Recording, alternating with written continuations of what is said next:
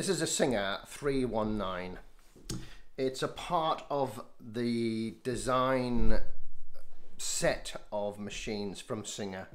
They go from the 206, then the 306, this one the 319, and then the final one in the development was the 320. They are 1950s machines, and they are a very strong, very sought after vintage machine.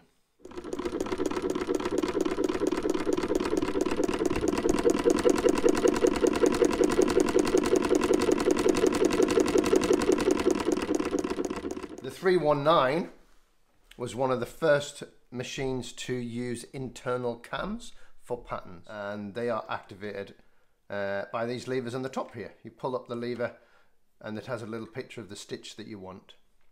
So it was all kind of manual operation in that respect, but it also had additional cams that could be added, and these are the ones that go on the front here. So this piece comes off, you can take off the cam and replace it with a different cam that would give you a different pattern.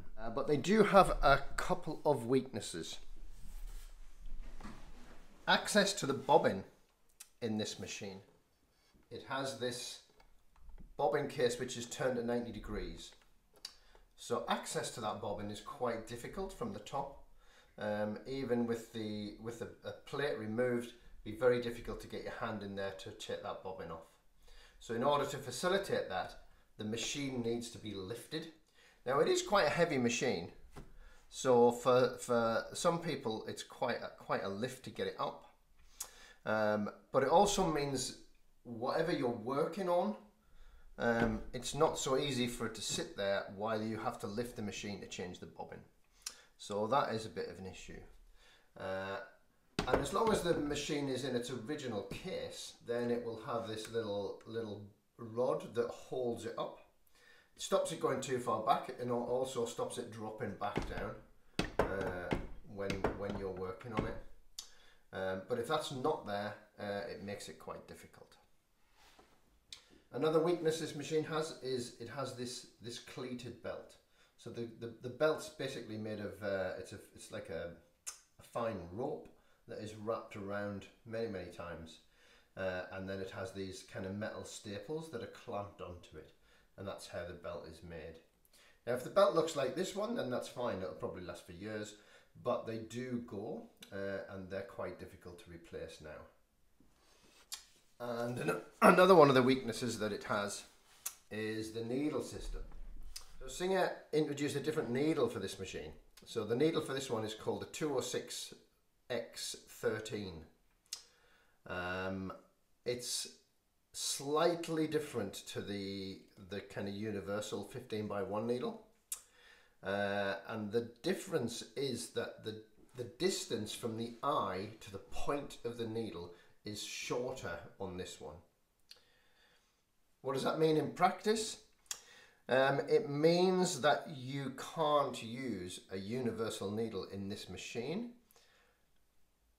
or it will come into contact with the bobbin case and the parts of the hook while you are sewing pattern cams.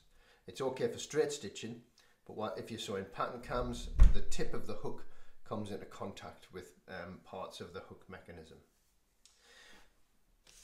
Now these needles are still available, but you can only get a standard needle in a 12 or a 14, and they are a lot more expensive than a standard needle.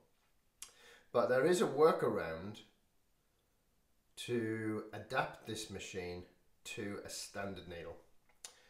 That's what we're going to try to do just now. This hook and this bobbin case, they come out of a Singer 20U, which is an industrial machine. But it's pretty much the same hook. The only difference is the shaft to drive this hook is a little larger than the one on the 319. but the actual carriage for the bobbin case is the same.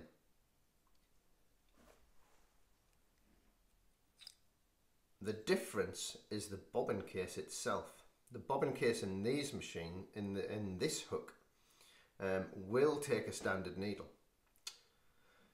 So if we can change the inside of this hook for the one on this machine, then we should be able to get this machine to run with this bobbin case in, and that would allow it to take a standard needle. And then the whole range of needles that are available on a 15x1 would then be available for this machine, which would massively improve its versatility. So that's what we're going to try just now and see if we can manage it. So here we can see the hook, and when I turn the hand wheel you can see the hook turning. Now at the base of the hook it has a screw here and another one here.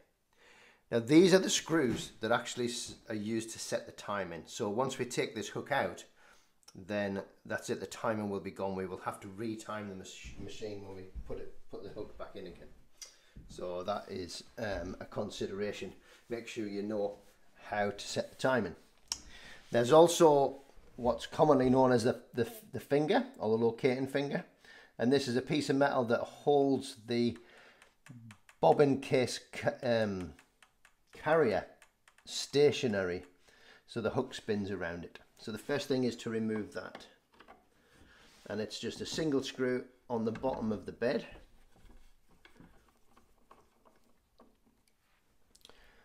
And once it's out, you might find that no, it's come out very easily. You might find these are a bit stiff to get out.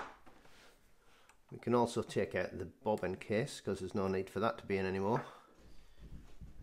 And you can actually see, you can see some of the damage where there's been some impacts onto this bobbin. So the way this bobbin case locates is with this slot here that slides over a pin in the bobbin case carrier. Now the 20U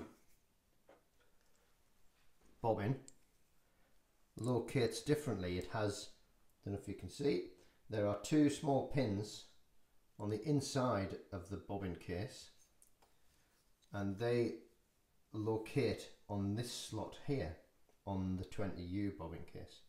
So that's what we're going to be aiming for, and that's why. Okay, so these screws can be very tight, so you need to get a good brace to, and a good screwdriver. There you go, a good screwdriver to get them slack. We'll just get the other one loose before we take that any further.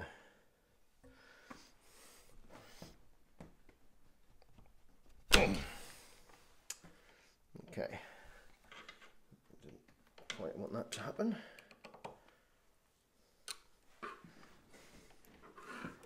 Okay, so once those are loose, there you go, the bobbin,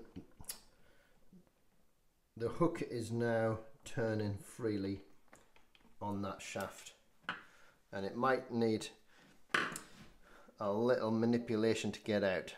So one of the issues is the feed dogs. So if the feed dogs are still in, then you need to turn the hook so that all of the main metal work is at the bottom, and then you can gently lever it off from behind, and it should come far enough out that it will then come away. If it's the other way around and all of this is at the top, then it will foul against the feed dog, so that needs to be at the bottom. So there we go, there's the 319 hook, there's the 20U hook, very little difference, but you can see the shaft is different, the shaft size. And there is one more small difference that we're going to have to deal with, and that is that locating finger sits in this space here in the 319. But in the 20U, it's a slightly smaller space.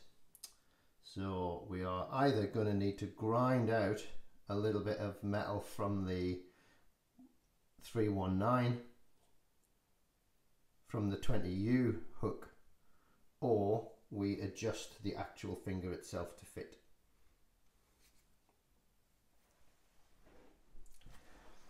So here are the two hooks, and what we need to do is remove what's called the gib, which is this, I've been calling it the bobbin case carrier. It's also known as the gib. So this is what we need to take out of the 319 hook. To get that out, we take these gib screws out, 3 of them, and they can be quite tricky. They can be quite tight. So you might have to use some heat, is what I normally find is the only thing really that will move a very tight screw. Repeated heating and cooling, and the application of a penetrating oil. And heat wise, we want to get it just to the point where we can't quite touch it. Using something like a hairdryer or a heat gun, and then apply a penetrating oil like a WD-40 or some kerosene, something like that, that will cool the metal, and it also gets drawn in as the metal cools.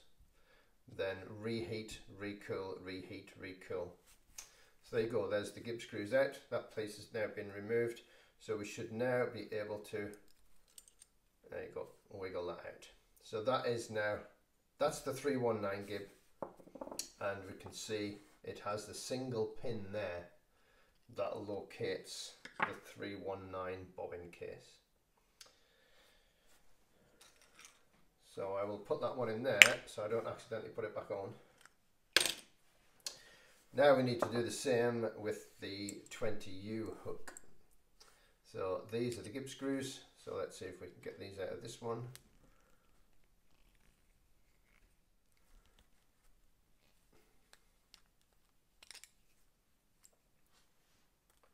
Three. There's the holder. Now we should be able to wiggle this out of here. There we go. So that is the gib for the 20U. So we will now see if we can fit it into the 319 hook.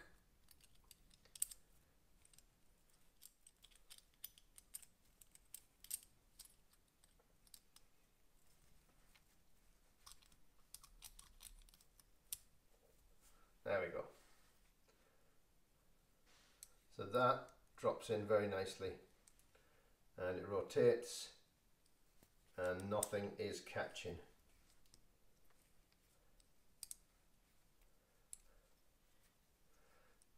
Just put a spot of oil on there before we put it back together.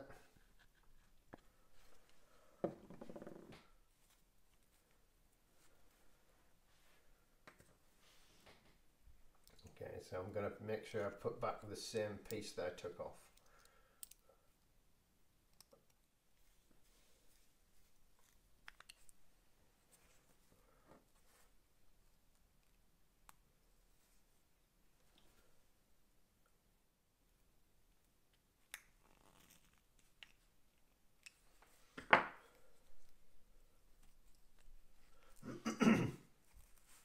So there, the hook's in, the gib's in, and it's rotating quite nicely.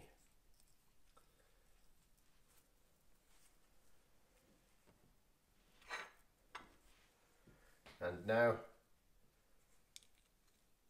we can drop the 20U bobbin case into the 319 hook. So that should now allow us to use a standard 15 by 1 or 15x1 needle. I haven't ground out the finger locating gap on this one. I'm going to actually grind the finger to fit. Okay, so there's the finger now ground down so that it fits into that slot to locate it. So that should be us. We should be able to pop this back in now and then see if it's going to work.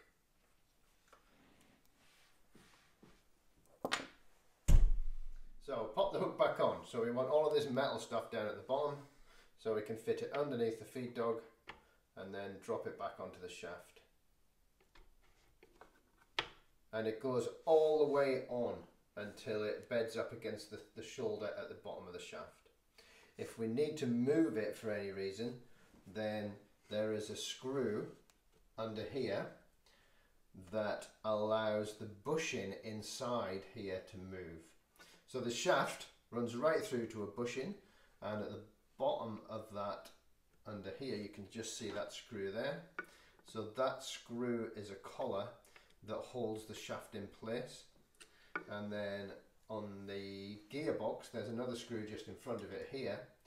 Loosen that screw and it allows the bushing to move forwards or backwards, and that would allow you to change the distance between the hook and the needle if it needed correction.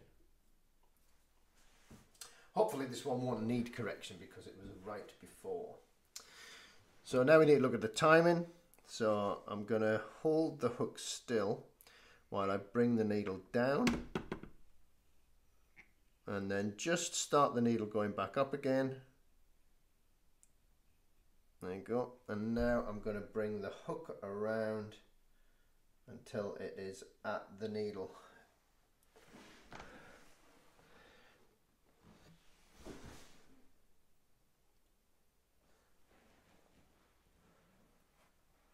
That pretty well looks like it there. So I'm just going to nip that up.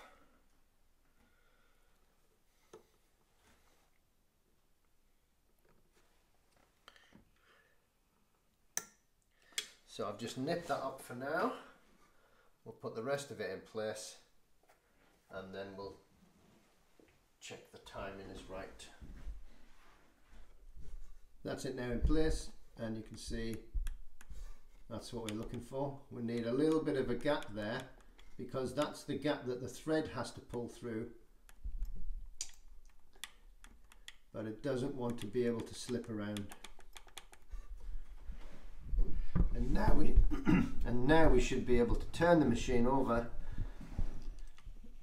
and the needle should be able to come down. See the needle poking through the hook there, and then go back up without touching anything. That's good. Now for checking the hook timing, we want to center the needle to start with, and we're going to turn the machine and we're just going to watch as the needle comes down, and then when it just starts its climb back up again, that's when the hook wants to pass the needle. So there it is there. I think you can just see the tip of the hook.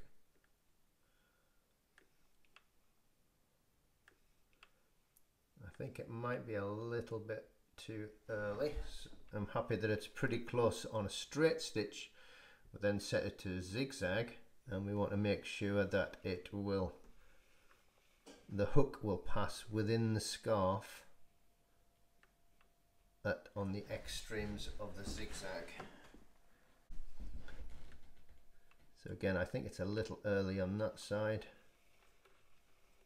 Bring it to the other side.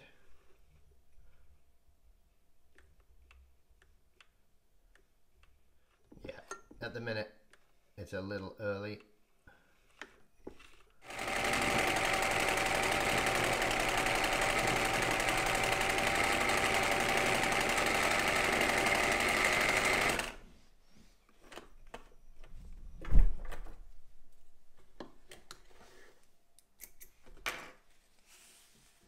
There we go. It's now sewing its full pattern width with a 15 by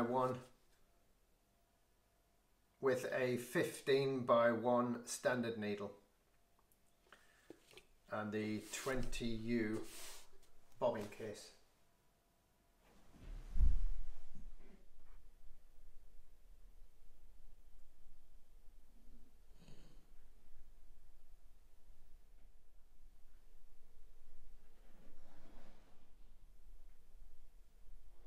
Check this out, look at the hand wheel.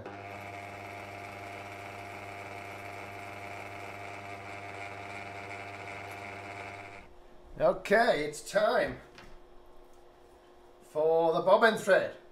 We're going earthy today, we're going to go green for the bobbin thread.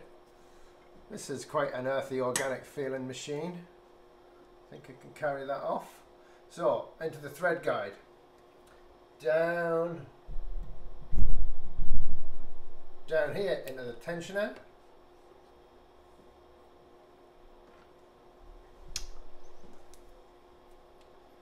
There's the bobbin, and some bobbins have got a hole in, some of them haven't.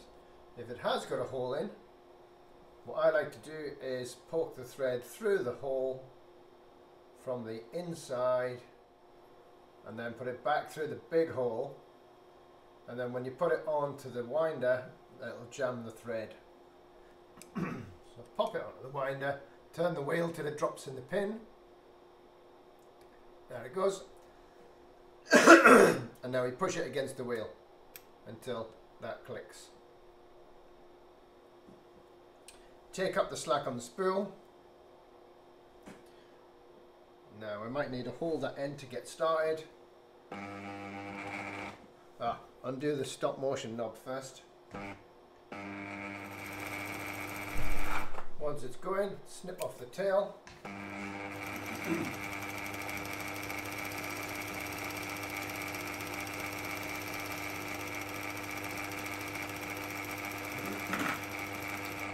And then she should wind.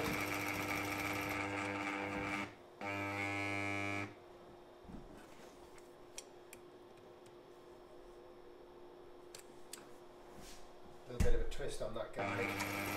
There you go.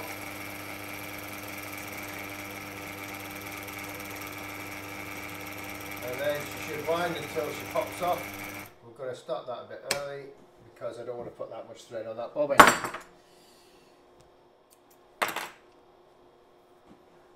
Okay. Now to fit the bobbin, and this is where it gets more awkward. We need to lift the machine up onto its rest, which is there. Pull out the bobbin case.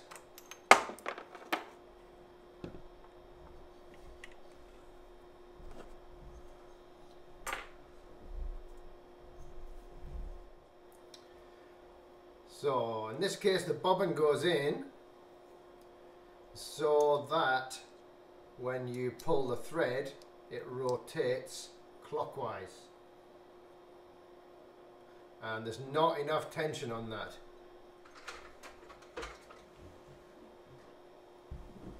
So I'm just going to very slightly adjust the bobbin tension. It's this screw here, just give it a quarter of a turn. There you go, that's what we want. Snip off the excess. Now we pop that back into the bobbin case holder, click it in, and that's us ready to go. Lower the machine back down. Okay, top thread. Brown. Again, nice earthy, organic. And this is quite a thick thread. We're going with an upholstery type thread. Into the thread guide, into the discs of the tensioner. Make sure you get it in the discs, and not behind, and not in front.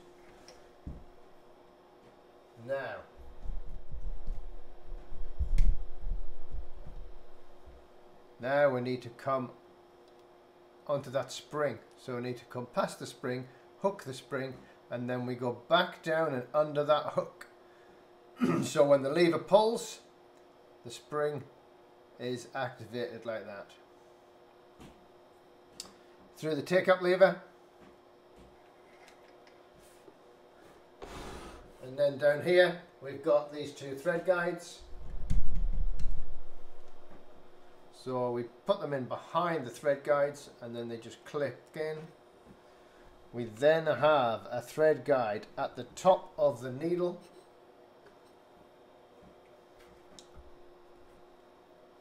And then into the needle.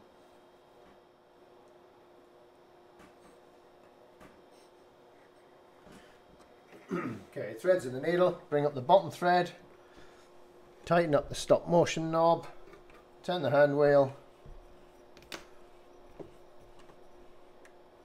bottom threads up, and then we're going to put the top thread under the foot and to the back, and the bottom thread to the back, and snip off the excess. And that is us ready to sew. I'll do a quick tension test on a bit of scrap.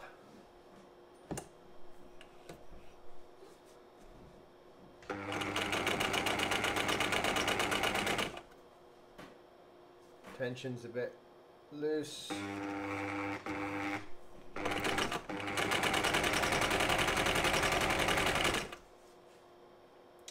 That's a bit better. Now we're going to do a couple of little seams.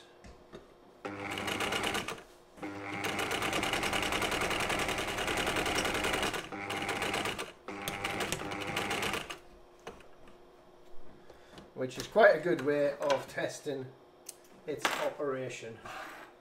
And we'll also do a couple of little decorative stitches just to test out the pattern cams.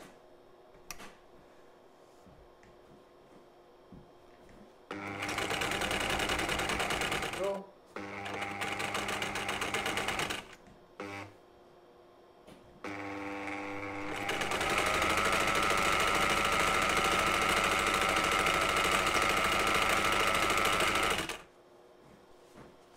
There you go, that's all the patterns, all working.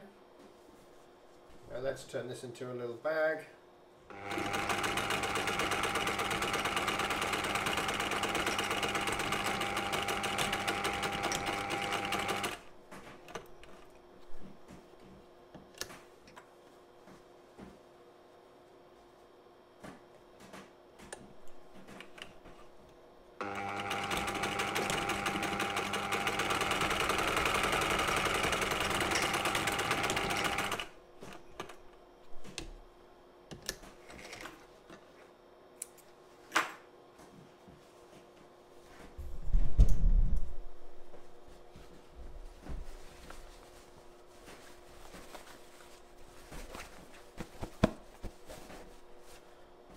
There we go, there's a little bag for storing the foot pedal in.